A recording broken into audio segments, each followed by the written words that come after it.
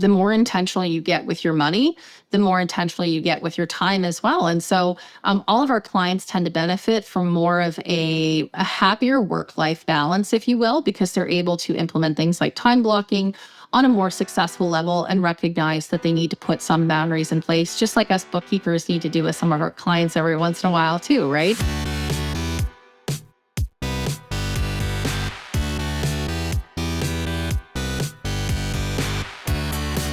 You're listening to The Successful Bookkeeper with your host, Michael Palmer. Listen each week as inspiring guests share their secrets of success to help you increase your confidence, work smarter, and build a business you love. This episode of The Successful Bookkeeper is brought to you by PureBookkeeping.com, the proven system to grow your bookkeeping business.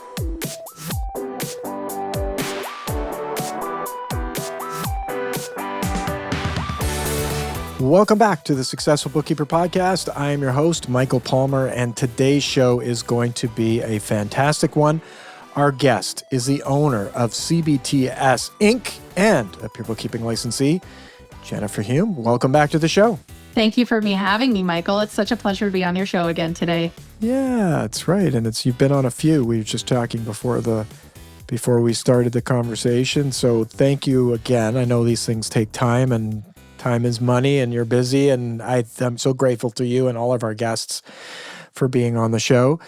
Now, I'd love for you to give a little bit of a background for those that have not perhaps listened to your episode in the past, a little bit about how you ended up doing what you're doing today, and then we'll get into some of the new things you've been doing. Yeah, I love it. So I originally became a bookkeeper about 20 years ago. I was working for my dad, and he went from home flipping over back in the 2008 market crash. He flipped over to buying a rock quarry. So that's where I learned how to be a bookkeeper. Fast forward to about 10 years ago, I opened my own business. And then 6 years ago, I remember reading the Successful Bookkeeper book while I was on vacation. And that is how I found you and your programs and all the amazing things that you do. And so I'm very lucky that I have been part of this inner circle for the last 6 years. Oh, beautiful. That's lovely. Well, an interesting story too. So your father was a home flipper, and then got into the rock quarry business, which is an interesting, completely, I guess houses are built on foundations, and now rock quarry, we're going to bust up the foundation. It's interesting. When we were flipping homes, we had a stonemason that actually worked for us full time. And it was the stonemason that had brought up this amazing business opportunity. And like a lot of entrepreneurs, my father is very much a jack of all trades. And so he thought, hey, why not? And he really foresaw the 2008 market crash. So he knew that he had to step away from home flipping, but obviously needed to still bring in an income. And so moved over to the rock quarry. And so I'm very thankful that I was with him and learned a lot about business and what to do and definitely what not to do in that time frame. That's for sure. Yeah, for sure. So he's still working have the rock quarry? No. So my dad's business actually went bankrupt. And so Okay. I ended up working with another company for quite a few years as an office manager. I got laid off there. And so I actually decided to open my own business 10 years ago just because I was laid off. And I was really sick and tired of other people controlling what I did in a day and controlling my future, basically. And it also limited my earnings as well. So I took the leap and just decided to start my own bookkeeping firm. Wow. Well, you've done a great job of it.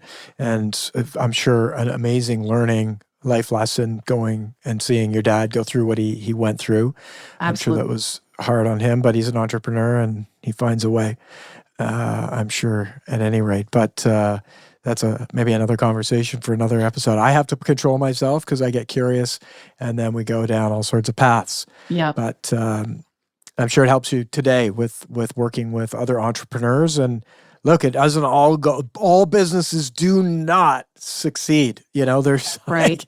More fail than succeed. So this is a reality, and it's a piece that lots happens during those situations, and bookkeepers are right there at the front row seats, helping owners go through these things. So that can be challenging from, people's personalities and the impacts that they have. So lots to learn there. Absolutely. I was able to not only learn from his mistakes and learn what to do and what not to do in business, but have also learned many lessons over my years. That's for sure. Real quick one. If you could jump in a time machine and go back, what would you do differently? Like, what would you tell your dad to do differently, or what might you do differently with the knowledge that you have now today? I mean, you have worked, you're a profit first professional. You've got a successful bookkeeping business. You've done all sorts of work along the way. You have so much more knowledge now. What would you go back and do differently?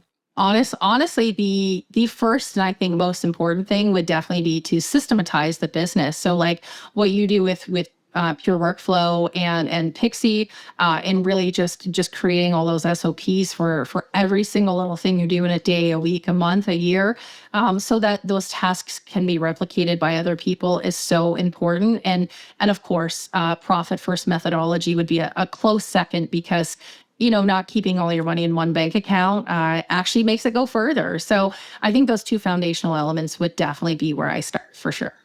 Wow. That's very interesting. Very cool. Well, it's interesting that you said systems first and profit first second, but they're almost tied. So Really, yeah, really close yeah. together. But I do think that having someone who's had employees with no systems in place and being asked a million questions, I can see why it's so important to have those things right away. Yeah, that's right. People need guidance, and if without it, it can be utter chaos.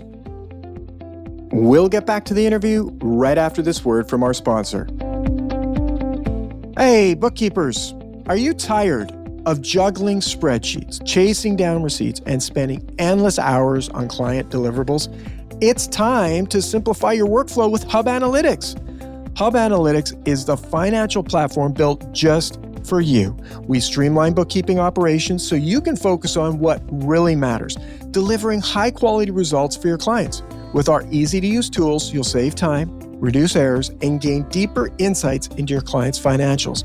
Imagine having all your financial data in one place with real-time analytics and customized reports at your fingertips. No more late nights, no more stress, just efficient, accurate bookkeeping that makes you look like the hero you are. Ready to take your bookkeeping to the next level? Visit hub-analytics.com to start your free trial today. Hub Analytics, where smarter bookkeeping begins. Thank you for hearing from our sponsor. Now let's get back to the interview. So now let's talk a little bit about what you've been up to lately. And I've seen you on Facebook. I've heard people talk about you've done speaking engagements. I've seen all sorts of things you're doing. You work within a niche or a niche business somewhat. So let's maybe talk a little bit about your business, and then maybe a little bit about the marketing and outreach that you've been doing. Absolutely. I definitely, marketing is definitely something new to my repertoire. It's something we really have just started to really put a lot of focus and attention on, and intentionality behind this last year. So I started my business as a complete bookkeeping business. So we used to go into people's offices. We no longer do that. We're completely virtual thanks to the Successful Bookkeeper, and all the amazing templates that we have available to us in Pixie. It allows me to have staff all across Canada. And so I'm very thankful that I don't do any bookkeeping anymore. We still offer a full suite of bookkeeping services. We basically do everything under the sun other than personal tax returns and corporate tax returns, but everything else we do. And I'm very happy to say that we do it very efficiently and very, very well at the same time. And the cool thing is all of my staff can turn out the same quality of work, which is, I find, phenomenal. And so my job now is no longer data entry. Thankfully, I have finally seen the light, and I refuse to work in old habits, which is, working on client files. So all of my staff are the ones that work on all of our client files. And I'm the one that does a lot of the back end admin stuff. So if I can delegate it out, I try to delegate it out. But there are certain things, obviously, like being on stage and being on camera and things like that I have to do in order to really propel my advisory services moving forward. We have a second company that focuses on coaching bookkeeping specifically for real estate professionals. And we have really, really done a lot of marketing in that company and really just pushed a lot because we recognize how things like Pixie workflow, as well as things like Profit First and having those methodologies and having those foundational elements are so important. And so I'm so very grateful to be where I am today and to have the staff that I do, because I no longer have to do the data entry in my firm anymore. I solely get to focus on having meetings like this with you, getting connected with amazing people. And that's really just helped us propel our business forward. And as far as marketing is concerned, this was something that I've never really paid attention to. I built a $250,000 a year bookkeeping company on referrals.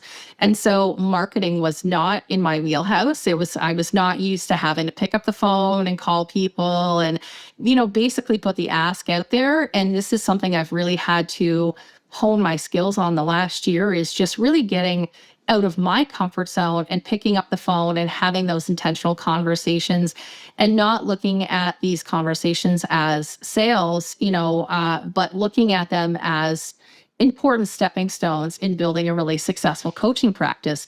And so with our marketing team, we do work with an outside marketing team. So they are amazing at what they do. They're the ones that are responsible for getting our weekly posts out and all the graphics and everything you see, because again, I am not a graphic designer.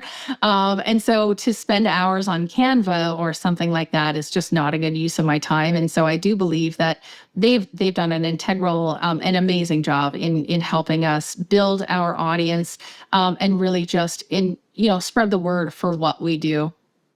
It's lovely. $250,000 business on referrals. I'm almost, I can hear our listener knocking on my computer screen going, tell us more about that. Well, to be visible online is so very important these days, right? And so to have a LinkedIn page that gets updated regularly, and a Facebook page, and an Instagram page.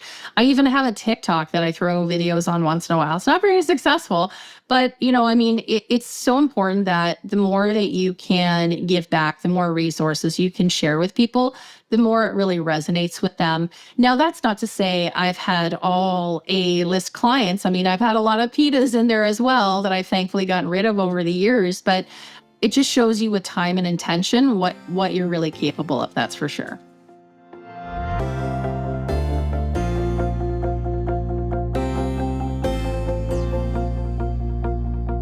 So referrals, when you were doing the referrals, you started the business. Did you do anything that you thought was different, or what did you do that had people refer you? Did you initiate any of the referrals, or was it just like, hey, I do good work and people refer me and hey, this is great? Yeah, that's a great question. So I pounded the pavement. I actually called some local accounting offices. I asked them if I could come in person to meet with them and to kind of share with them what we did.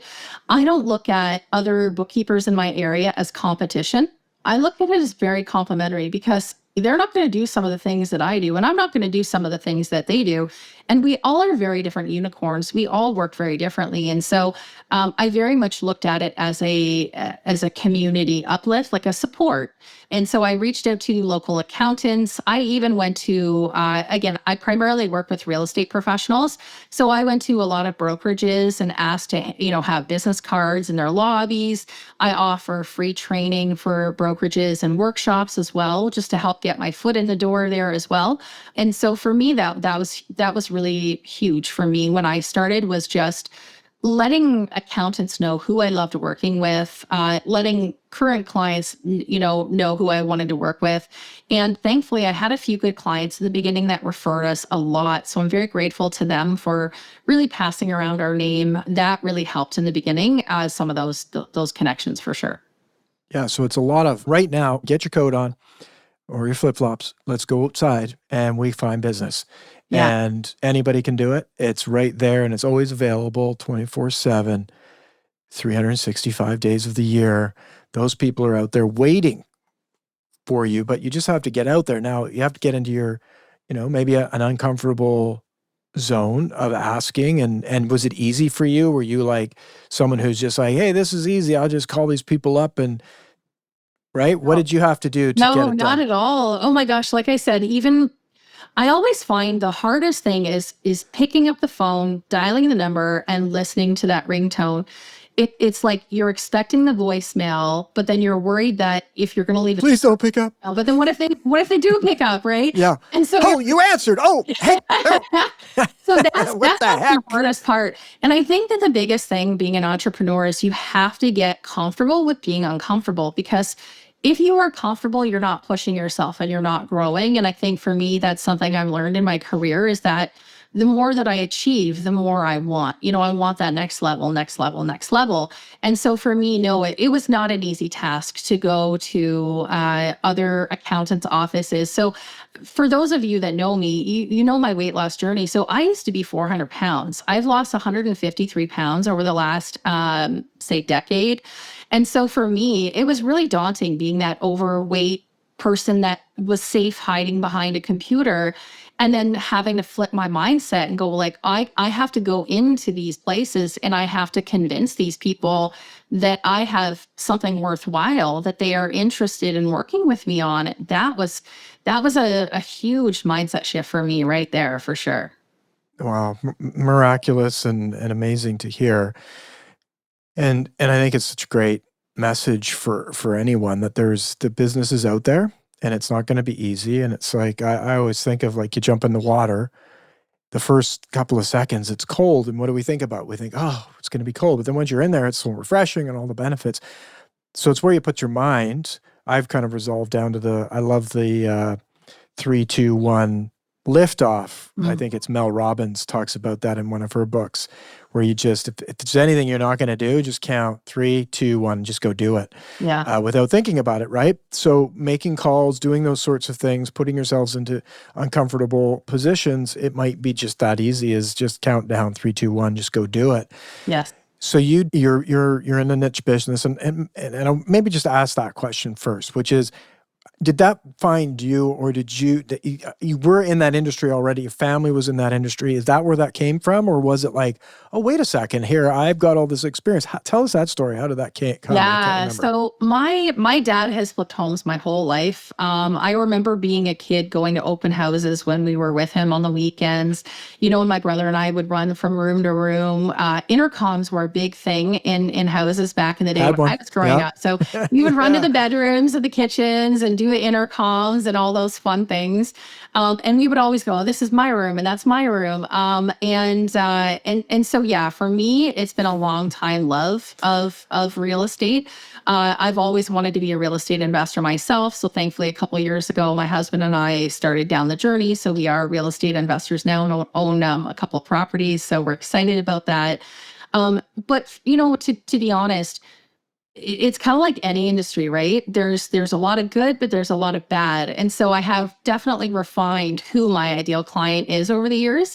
But the more I do find, I think the concern in bookkeeping is that, and I know this is something that I went through when I first started as a bookkeeper, I was like, I can work with anybody, right? And then you quickly learn, oh, I don't want to work with restaurants because of this, and I don't want to work with doctors because of this, and I don't want to work with this industry because of this, and I don't touch inventory, so I don't want to touch anybody that has that. And so you quickly kind of learn who you do your best work with and who you don't. And believe it or not, the more that you can niche or niche, depending on if you're Canadian or American, the more that you can dive into that world and the more specific you can be, believe it or not, the clients come out of the woodwork to find you, because your marketing speaks to that, and your website and all of your posting on social media all speaks to that person and their particular pain points and how you solve them, right? A doctor has different needs than a dentist, and a dentist has different needs than a real estate agent, and a real estate agent has very different needs than a construction worker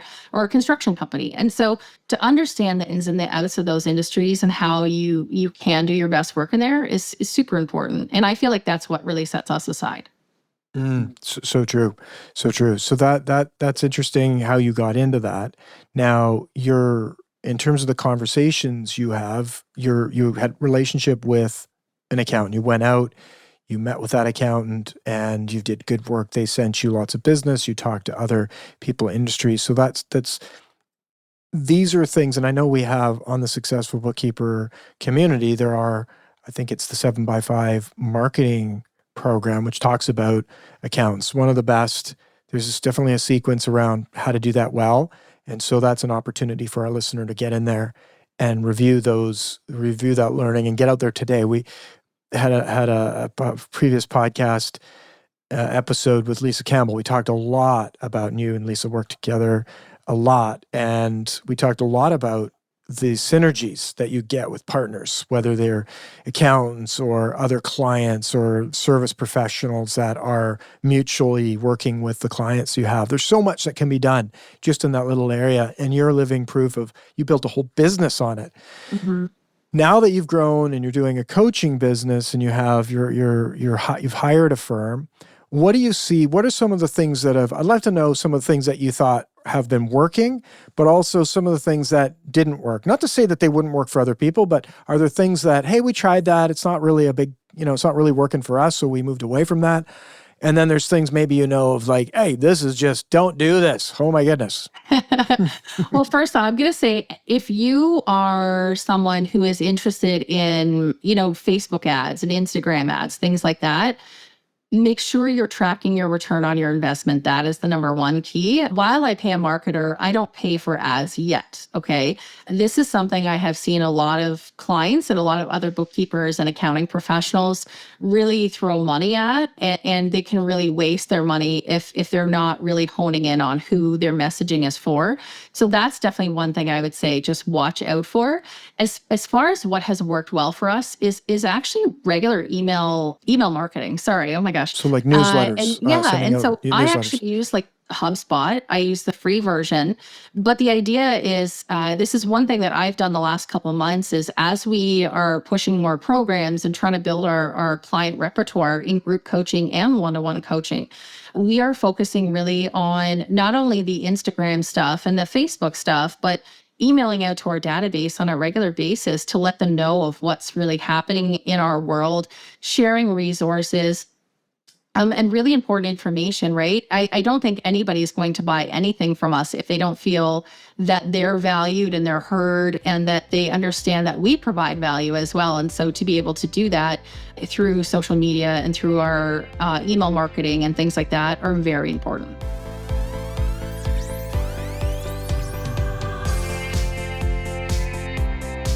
And that's a big one with marketing. And in terms of things that are positioned or sold to service providers that can bring clients. I can't even imagine how many firms there are right now out there that are selling ads and selling the concept. Even Google is going to call you up and say, we can help you get lots of clients through Google. And it's a very dangerous, slippery slope. And a lot of money can slip out really quickly without it being effective. And so thank you for that great tip, which is number one, think before. I always believe it's like, that's an advanced move and you're almost there and you're saying it yourself. You're going to get there, but there's so many other things you can do that are proven to work that cost you nothing. Why would you start there? Many people start with the easier one. Oh, I don't want to go knock on somebody's door, so I'm going to go blow $3,000 on ads and then still have to go knock on those doors because you got nothing. Right. Yeah. $3,000. Basically, you might as well drive down the road and throw the cash out the window and just be like, see you later, money. I completely agree with That'd be a lot more fun. You have a great memory. I guess it would, kind of wouldn't cool. Tell your grandchildren about that. All the bills are flowing around. People were stopping and cars are crashing. That would be far more valuable. Yeah. I guess you'd be paying it back to your community a little bit. That's right. Hey, somebody's got pieces of my $3,000 and that feels good too. Right? It's not really paying it forward. It's like paying it backwards. It's like throw it out the window and it's like behind you. So it's a good one. And it's one that we haven't talked about in a long time, which is be careful people coming to you and promising you a big outcome, pay first, results later. It's really risky. There's so many people that do it out there, and not just in this industry, but all industries. And it's kind of like, it's really can be easy because there's the happy years. You want to avoid doing what you probably need to do. And this could be an easier way, and often it's not. So think about it, take longer to decide, talk to other people in the community, find out what's worked with them, listen to this podcast, and do some of the other things first that can be successful.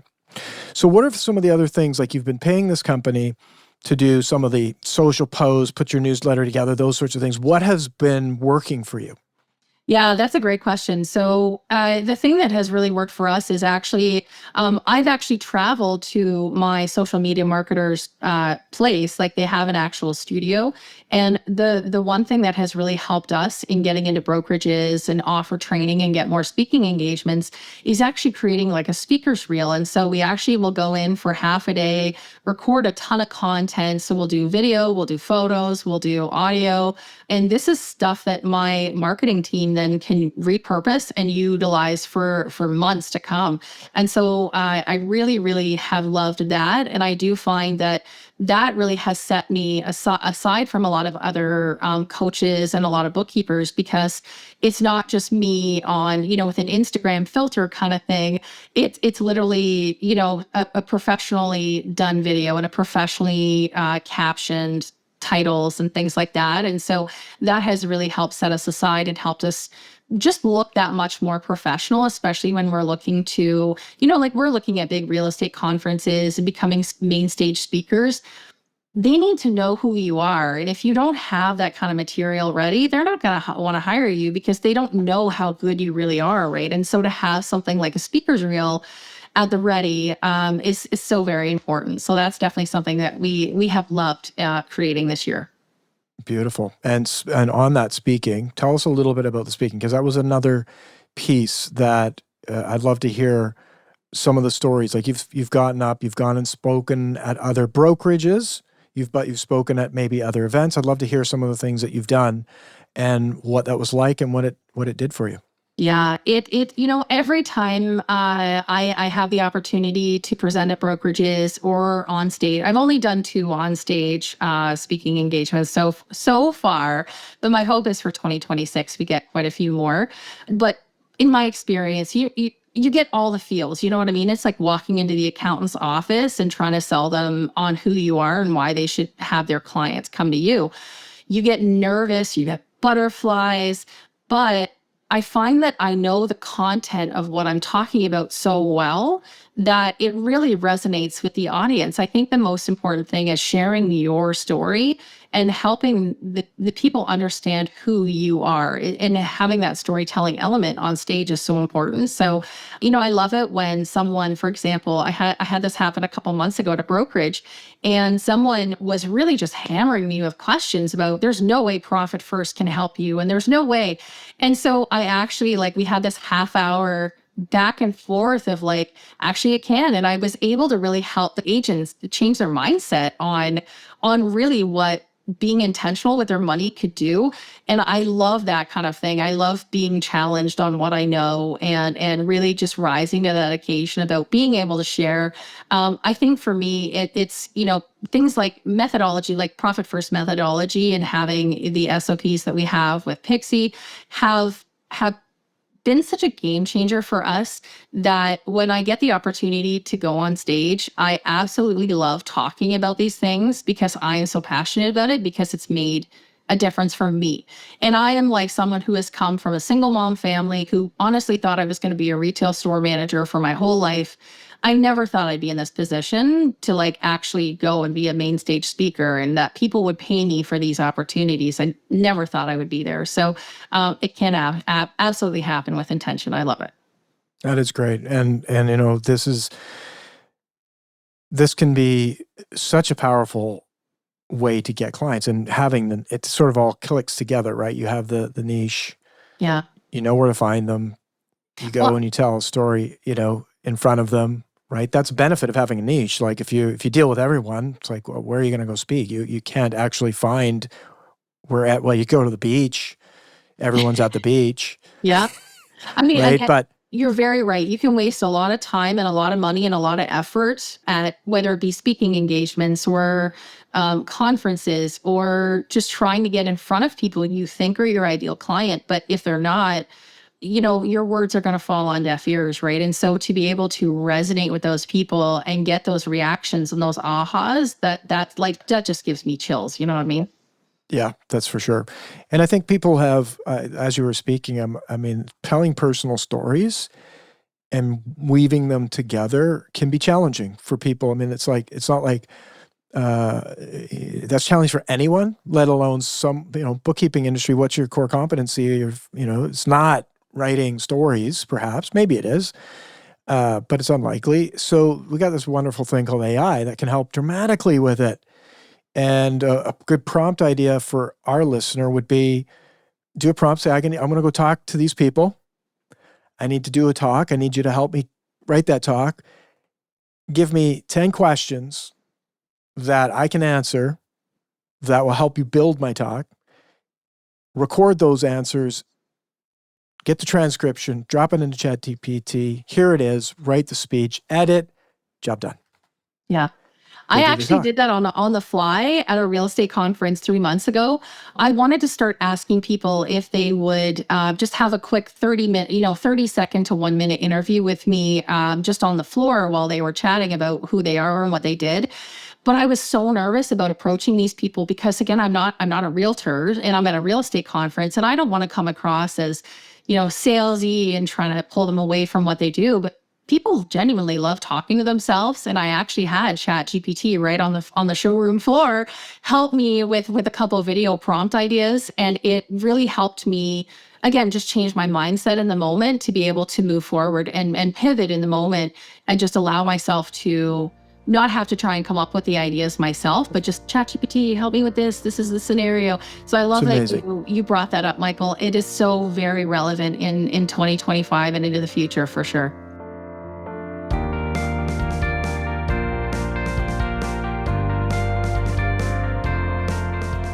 It's super exciting for our listener because it's going to remove barriers that have previously held back, and it'd be like, yeah, go write a speech. It's like, oh, do you have half a year? Yeah. Yeah. Right now we get the job done quick, and nothing like even with like voice to transcription, it's all so instant. Like you can get it done in minutes and have something really solid to work with, and spend the time on implementation of that speech versus writing it and coming up with it.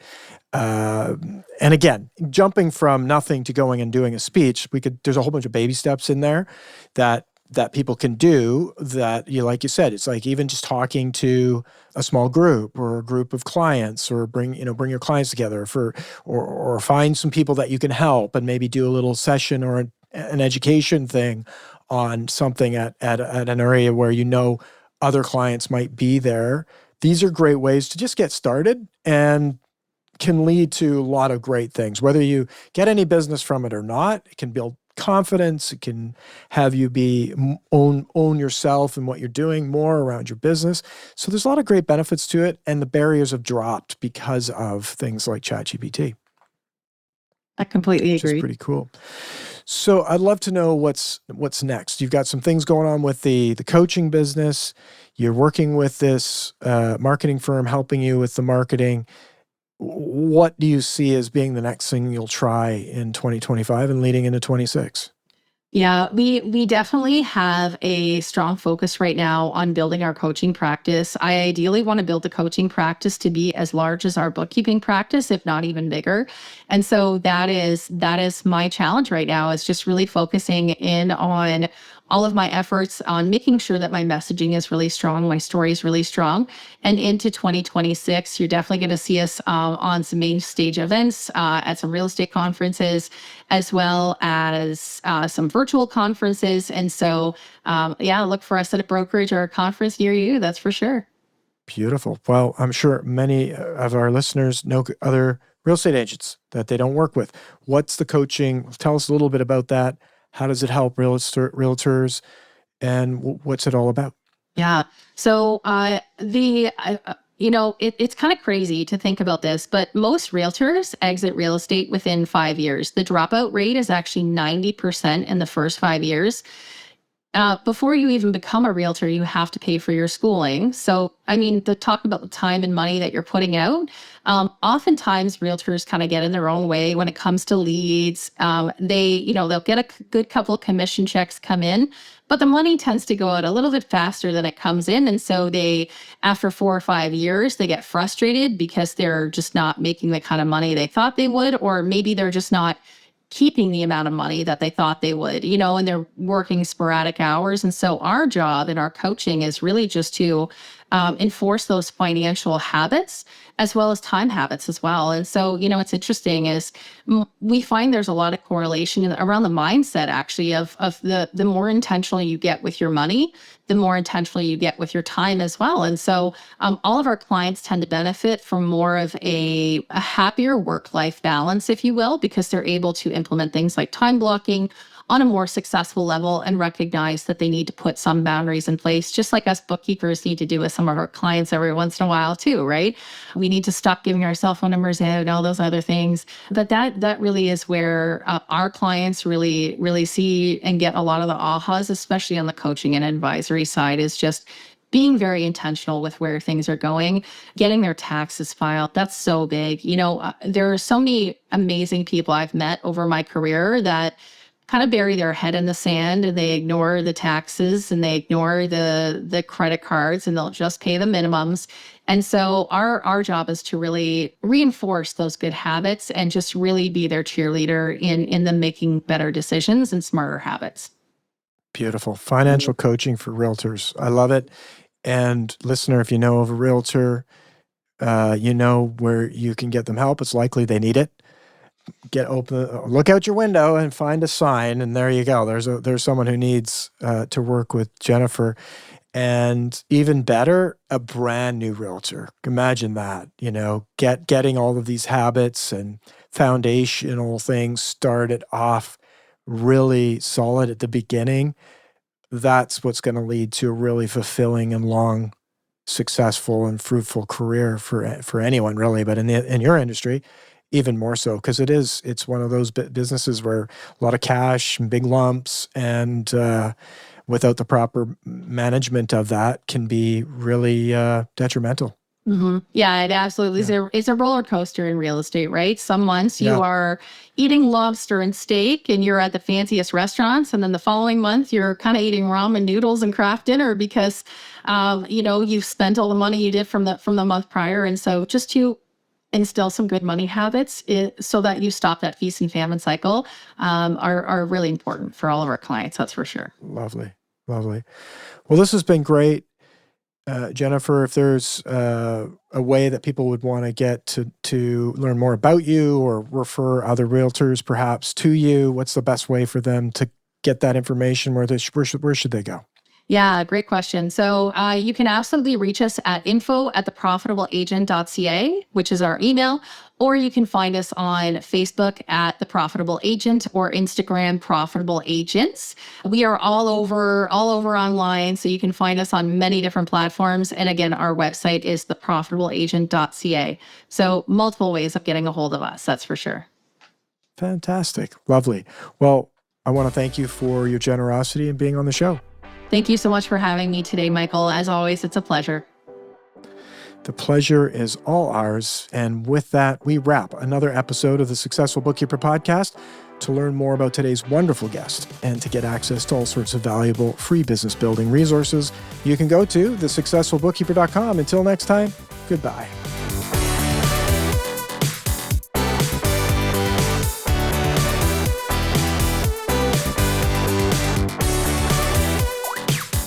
You've been listening to The Successful Bookkeeper with Michael Palmer. For more information and to download the resources mentioned in this episode, please visit us at thesuccessfulbookkeeper.com. Thank you for listening.